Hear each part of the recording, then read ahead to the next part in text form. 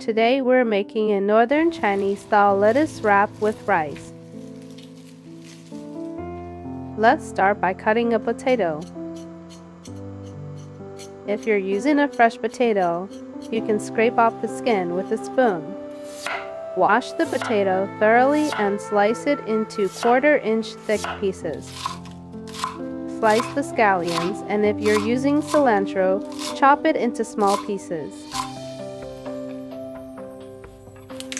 After washing the lettuce, pick out the large, whole leaves for wrapping. Next, let's cook the rice.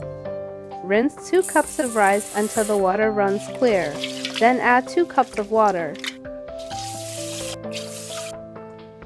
Lay the sliced potatoes evenly on top of the rice. Don't use a quick cook setting, just use the regular rice cooking mode.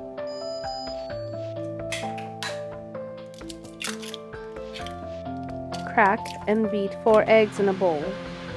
Heat about 1/3 cup of oil in a pan.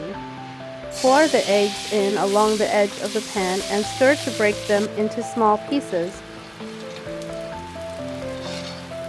Let the eggs cook until they're slightly browned and crispy. Then add 3 tablespoons of fermented soybean paste. If you can't find this exact type, I'll include a suggested substitute in the recipe. Toss in some scallions, give it a good stir, and set it aside in a bowl.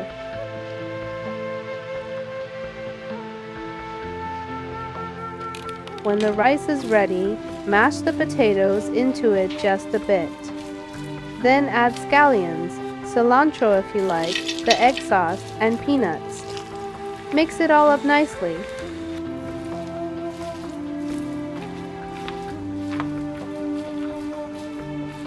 Take a square piece of plastic wrap and place 2 lettuce leaves on top, slightly overlapping.